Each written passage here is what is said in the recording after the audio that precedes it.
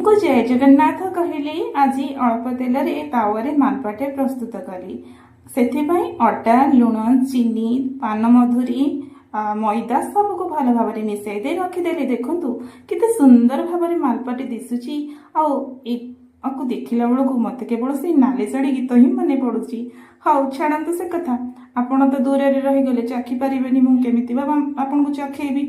हाँ आगे मुझे मालपाटी देखे दूसरी भल भाव के सुंदर है आई मालपा को प्रथम जगन्नाथ प्रभु श्री जगन्नाथ पाखरे पूजा करी तापर घरे समस्त को यह बांटिकी देवी।